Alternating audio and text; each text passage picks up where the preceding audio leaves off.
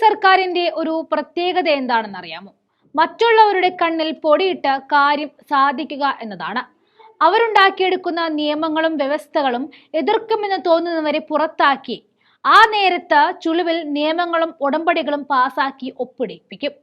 അങ്ങനെ 146 MP-മാരെ സസ്പെൻഡ് ചെയ്ത സമയത്ത് മോദി സർക്കാർ രാഷ്ട്രപതിയുടെ കയ്യിൽ നിന്നും ചുളിവിന് ഒപ്പിട്ടെടുത്ത ബില്ലായിരുന്നു 3 ക്രിമിനൽ നിയമങ്ങൾ. 2023 ഡിസംബർ 25-ന് പാസാക്കിയ ഈ നിയമം ജൂലൈ 1 മുതൽ പ്രാവർത്തികമാക്കും എന്നാണ് പറഞ്ഞിരുന്നത്. എന്നാൽ ഇത് അനുവദിക്കരുത് എന്നാണ് പ്രതിപക്ഷത്തിന്റെ ആവശ്യം. 146 MP-മാരെ സസ്പെൻഡ് ചെയ്ത സമയത്ത് ബില്ലുകൾ പാസാക്കിയതിനാൽ പുനഃസംഘടിപ്പിച്ച ആഭ്യന്തരകാര്യ സ്റ്റാൻഡിംഗ് കമ്മിറ്റിയുടെ സമഗ്രമായ അവലോകനത്തിനും പുനഃപരിശോധനയ്ക്കും പ്രാപ്തമാക്കുന്നതിന് ബില്ലുകൾ നടപ്പിലാക്കുന്നത് മാറ്റിവെക്കണമെന്നാണ് കോൺഗ്രസ് നേതാവ് ജയറാം രമേശ് തന്റെ എക്സ് പ്ലാറ്റ്ഫോമിലൂടെ അറിയിച്ചിരിക്കുന്നത്.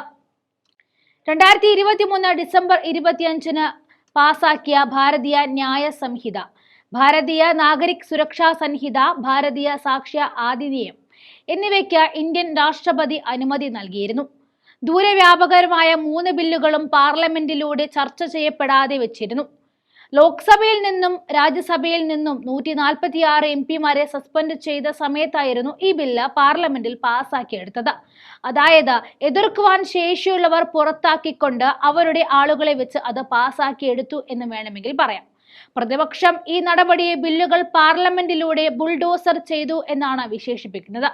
നേരത്തെ ബില്ലുകൾ ആഭ്യന്തരകാര്യ സ്റ്റാൻഡിംഗ് കമ്മിറ്റി മുഖേന രാജ്യത്തുടനീളമുള്ള രാഷ്ട്രീയ കക്ഷികളുമായി വിശദ ആശയവിനിമയം നടത്താതെയും ഇന്ത്യൻ നാഷണൽ കോൺഗ്രസ് ഉൾപ്പെടെയുള്ള വിവിധ രാഷ്ട്രീയ പാർട്ടികളിൽ നിന്നുമുള്ള നിരവധി MP-മാരുടെ രേഖാമൂലവും വിശദപരവുമായ വിയോജിപ്പ് കുറിപ്പുകൾ പൂർണ്ണമായും അവഗണിച്ചുകൊണ്ട് ബുൾഡോസർ ചെയ്തിരിക്കുന്നു എന്നാണ് ജയറാം രമേശ് എക്സിൽ കുറിച്ചത്.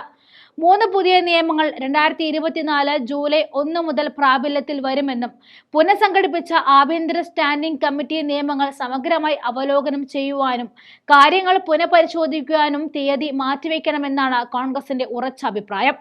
3 നിയമങ്ങളെക്കുറിച്ചും ഗുരുതരമായ ആശങ്ക ഉള്ളതിനാൽ വിവിധ നിയമ വിദഗ്ധരുമായും സംഘടനകളുമായും പാനൽ കൂടുതൽ വിപുലമായ കൂടിയാലോചനകൾ നടത്തണമെന്നും അതിനുശേഷം 18ാം ലോക്സഭയും രാജ്യസഭയും അത് സൂക്ഷ്മമായി പരിശോധിക്കേണ്ടിയിരിക്കുന്നു എന്നും 3 ക്രിമിനൽ നിയമങ്ങൾ നടപ്പാക്കുന്നത് മാറ്റിവെക്കണമെന്നും ആവശ്യപ്പെട്ട് പശ്ചിമ ബംഗാൾ മുഖ്യമന്ത്രി മമതാ ബാനർജി, DMK എന്നിവരും ആവശ്യപ്പെട്ടിട്ടുണ്ട്. മമത ഇതിനെ തിടുക്കത്തിൽ പാസാക്കിയത് എന്ന് പരാമർശിച്ചുകൊണ്ട് പ്രധാനമന്ത്രി നരേന്ദ്രമോദിക്ക് കത്തും അയച്ചിട്ടുണ്ട്.